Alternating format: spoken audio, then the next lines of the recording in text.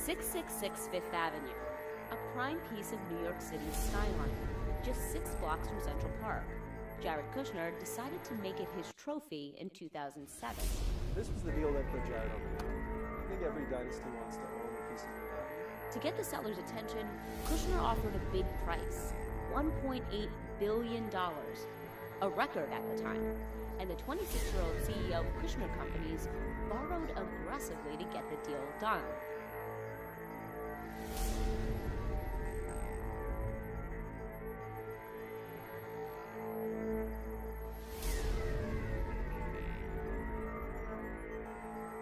To a place we call the cloud. But this cloud is grounded in hardware, a chaos of code. But with the right tools, you can find the signal.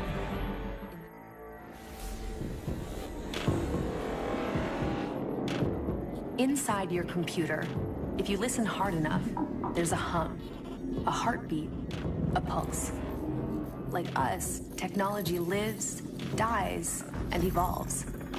We embrace each new version faster than the one before, and our devices have gone from a convenience to a dependence.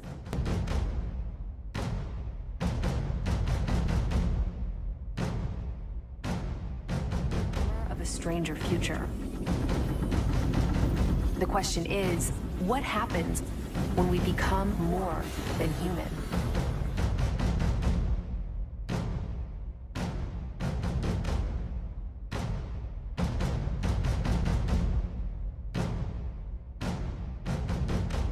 In my left hand, which is about the size of a grain of rice.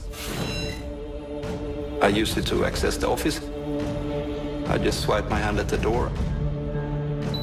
I can turn off the alarm, I can log into the different computers. They're in our access cards, our credit cards, our cell phones, and our passports.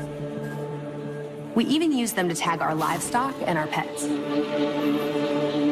What's enticing about this technology is that we could eventually store all of our personal information on RFID chips and never have to carry keys, cards, or cash again.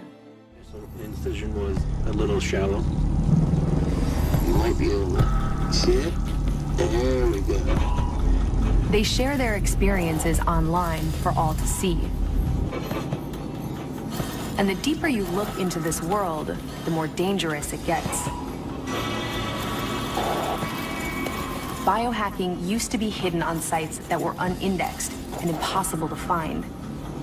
But now, anyone can mail order implant kits from DangerousThings.com, a hacker gadget company that sold 5,000 human microchips in just the last couple of years.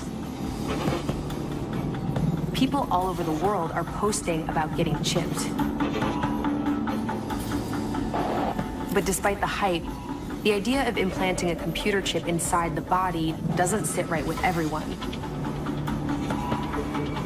And one day, we may not have a choice.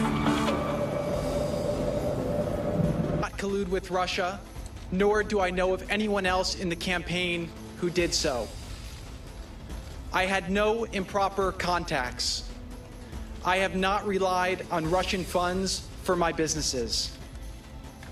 And I have been fully transparent in providing all requested information. Some of what these meetings were about was 666 Fifth Avenue. This is generally why you don't mix family, politics, and business, right? This is part of what the Emoluments Clause was going at, because we don't want the United States, the presidency, to be operating the way these kleptocracies operate in Russia and elsewhere around the world. So this is already problematic for us culturally in the United States, and that's essentially what the Mueller investigation is getting into. And they're getting into it in partnership with the State Attorney General of New York, and that's key, particularly when we talk about the 666 building, because that's New York real estate issues, which then allows a state crimes, or potentially the state challenges to be coming if a federal investigation on, say, Manafort gets pardoned by Donald Trump as president.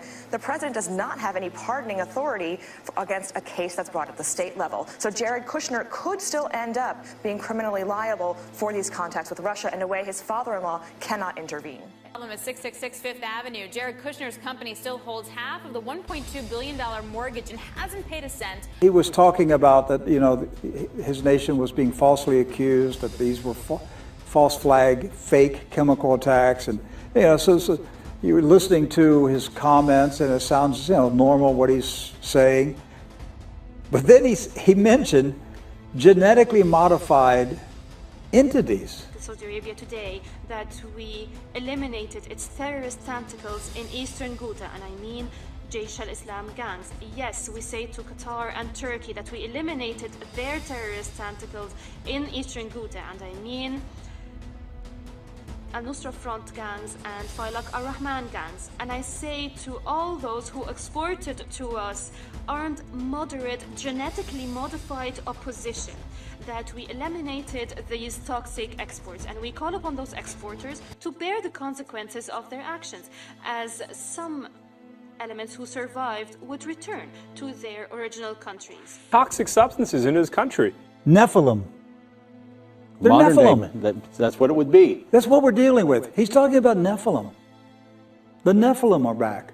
To evacuate remaining unlawful armed groups in the terrorist pockets in the eastern part of Aleppo.